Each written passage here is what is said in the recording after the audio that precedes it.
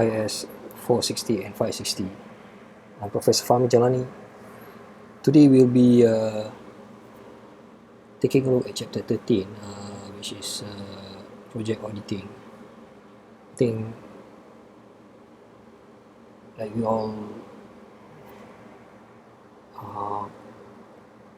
whether we like it or not, we have to be audited, and especially in project management.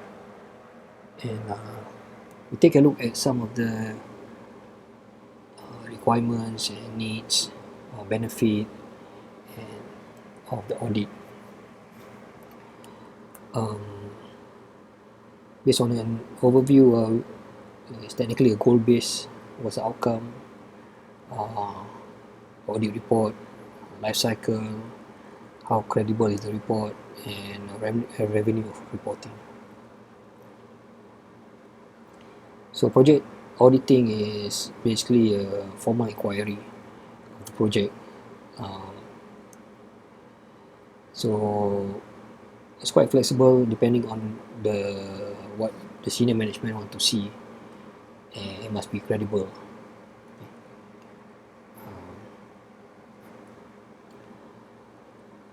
But the purpose and goal, basically there are 4 independent dimensions. In this case, one of it is efficiency. This is technically the budget, schedule. More complex is the customer impact satisfaction, which is technically debatable. It's like when you work for example, DoorDash or Uber Eats, a customer may or may not be satisfied with you delivering the food. Maybe it's not too hot, or it's not what the taste they want, but it's not your fault, see. But they will blame it on the carrier itself, which is unfair at times. Okay, and despite they giving you tips, they might give you a thumbs down, and this will even rate your rating, for example.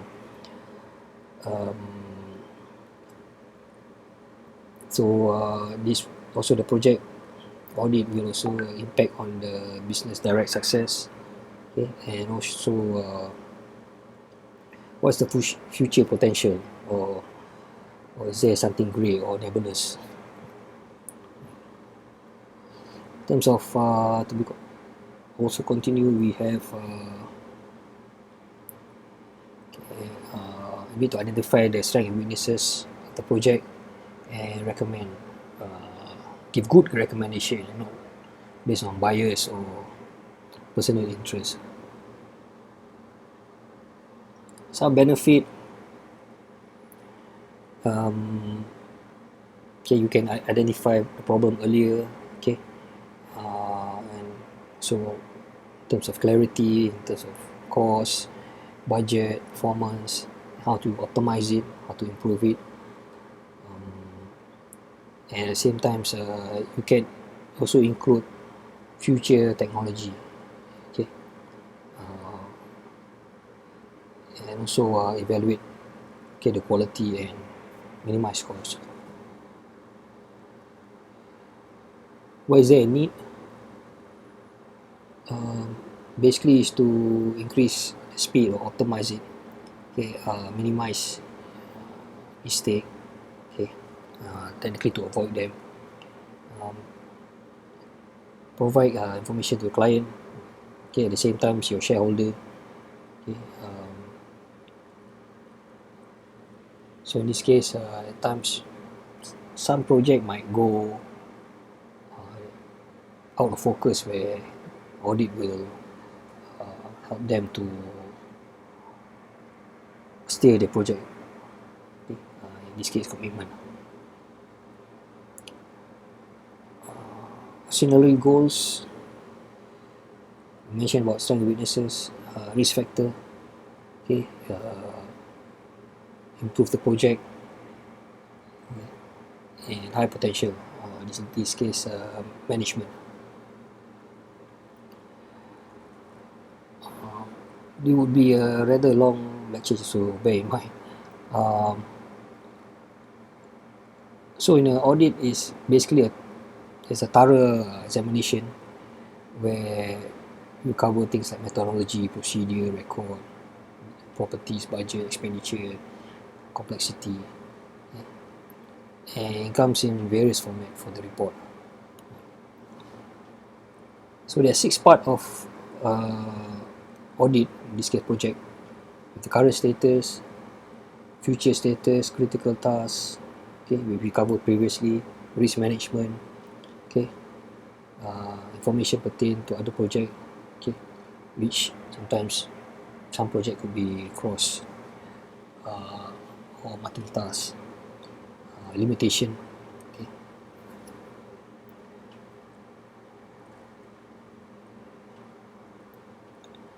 So take note on financial audit too, okay, of the cost to complete the project. Debt, okay, which we see this all the time and money, okay.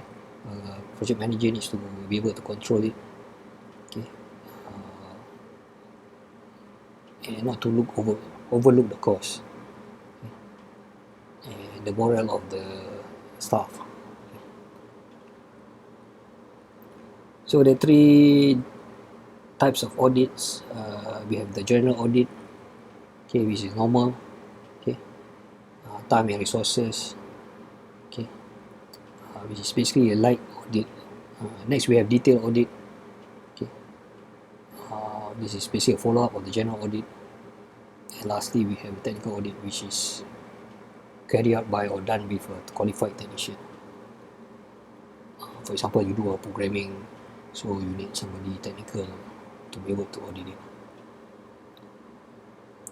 So the first audit basically done early,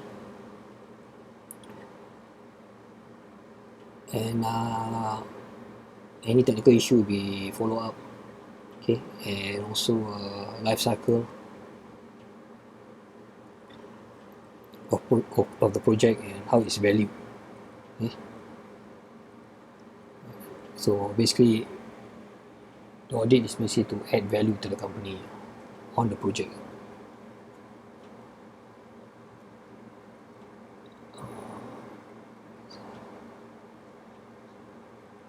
So in the project development, okay, technical risk here mentioned are less likely to be concerned when you start project, okay. You are basically in the dark and you don't see technical as an issue first, because you need to bind all the staff to work together. Make sure that the schedule and budget is the most important part, and timing, okay, and also project falls back to legality. Okay. So next we take a look at the graph. This is a risk event graph. So we have risk on the left versus project life cycle, and project life cycle versus the cost. So as the risk is higher, okay, the initial part, okay, when you start the project, its cost is low. So as the project gradually increases over time, okay, you see the cost going up and the risk going down, because we have people who experience doing the work, okay, and you will notice that a lot more things are required and it will cost money. So that's, in my experience, that's usually happen.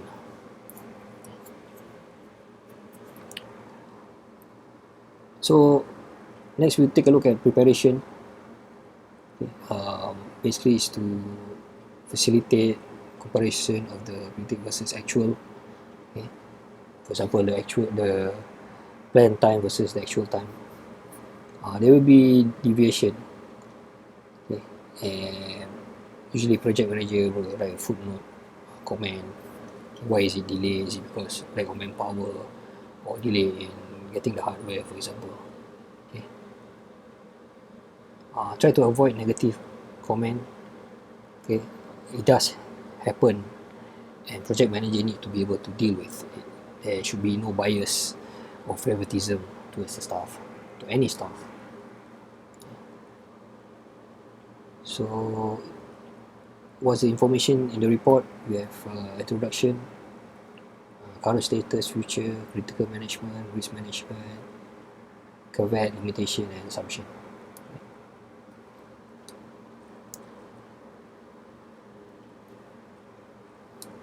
Responsibility of a evaluator or auditor.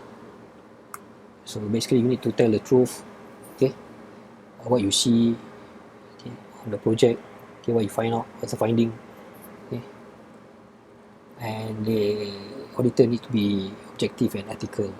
Like I mentioned, there's no bias or favoritism, okay, towards the project or anybody on the team, okay. Which tends to happen, okay, right. And sometimes it's not the fault of the staff, it's fault of the system, and this problem has been going along quite long. Okay.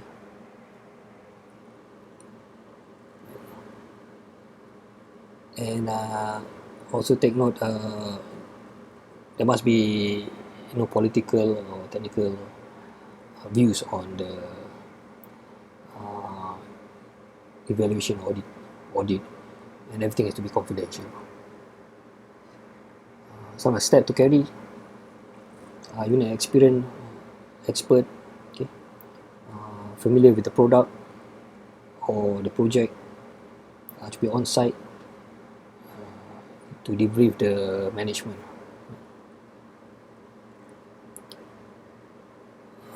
Also, don't forget it has to be written, okay, in a special format, and to distribute to the project manager, the team, even to the senior management. You need to follow up your recommendation and to be implemented.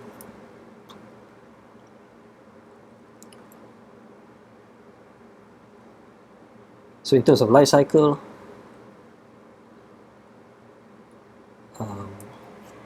there's need a project initiation, okay. It could be after first phase of the project, there should be an audit, things like that. What's the baseline definition, okay. So in this case, where it should be completed, how much budget should be used, when is it to be completed, okay. There must be a database for the audit, okay.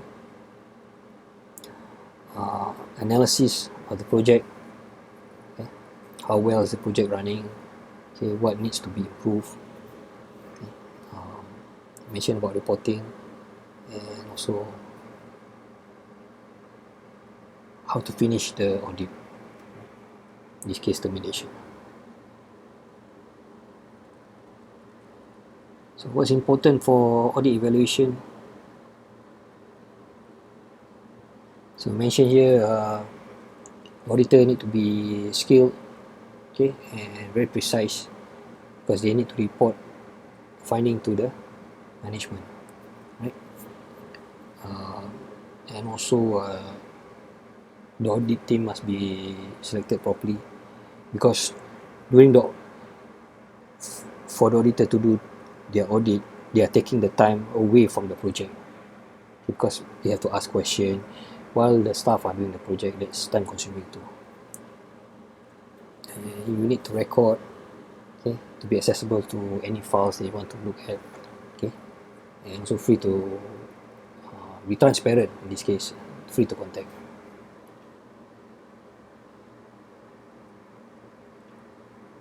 Okay. Mentioned earlier, it's very critical for the team, okay, in order to be successful. In this case, the auditor and the project management team need to work together in order to make it successful. It's like policing the project.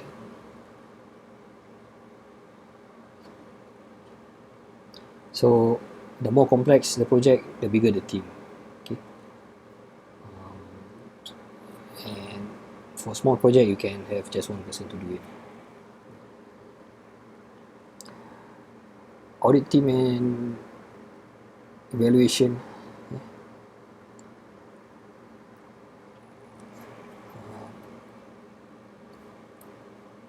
So here are some typical areas that auditor need to furnish. The project itself, accounting, in this case budget, technical specialist area, right? Say programming, software and hardware. The customer, feedback from customer, for example, if for example you have Microsoft update or iOS update, there is feedback from the customer. Marketing department, right? Purchasing, asset, HR and legal, right? Those are some of the audit team.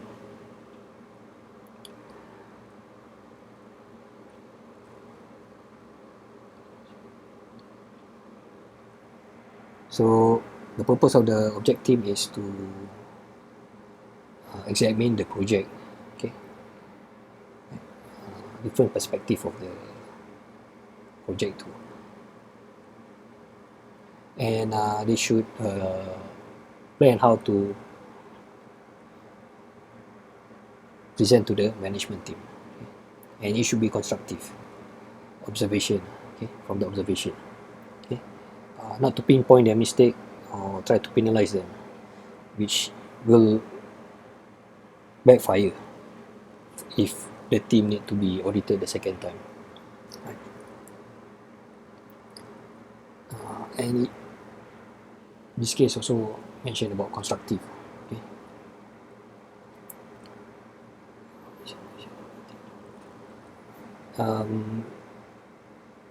Also, auditor need to have the freedom to access all information or all parts of the project, and such as accounts, personal purchasing, things like that. And very importantly, the value information, such as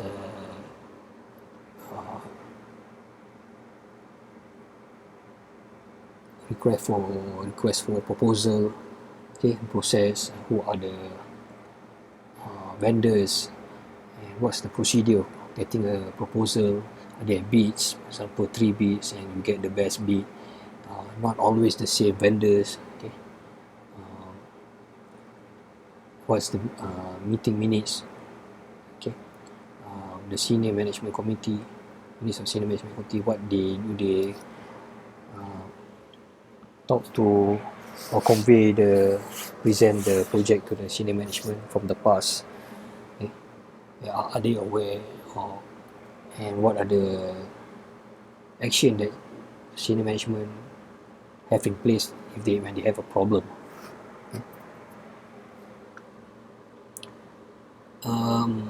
Next, we have several rules.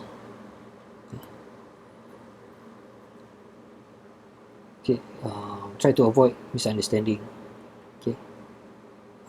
And also, hopefully, the team is aware of the audit in progress. Try not to have critical comments. Blaming the guy not doing this. An auditor will only listen. He will write down, and after after finish the auditing, the auditor or the evaluator will come and discuss with the project manager on how to improve the project, to optimize it in a constructive way.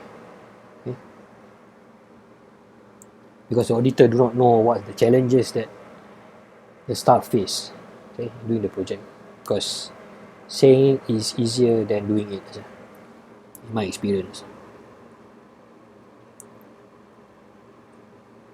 So usually the information are confident, between the auditor and the team member.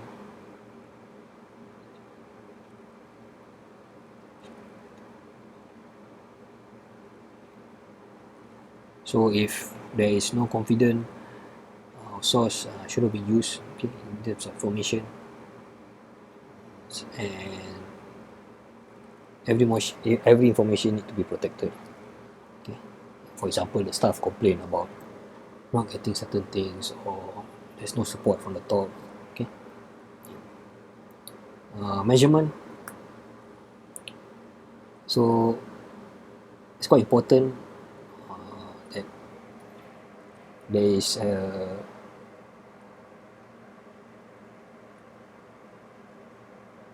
place, a unit to be able to gauge the project in terms of time, budget, okay, turnover of staff.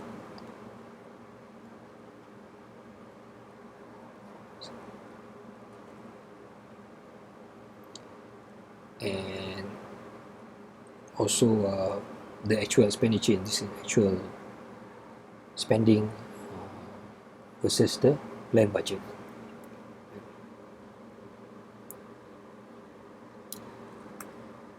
Okay, again, cost, okay, and what the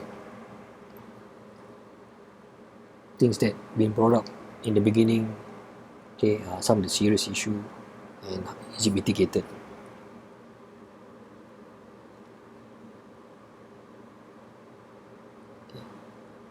So as an auditor, okay, you need to ask permission to enter, and it doesn't mean you have all access. Okay. Sometimes there are sensitive information, and the auditor are not there to jeopardize the project, okay, or change the project.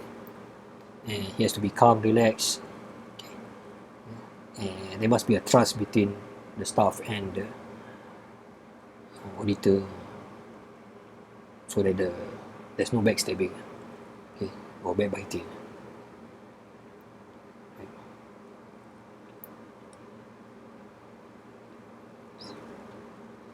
And lastly, we have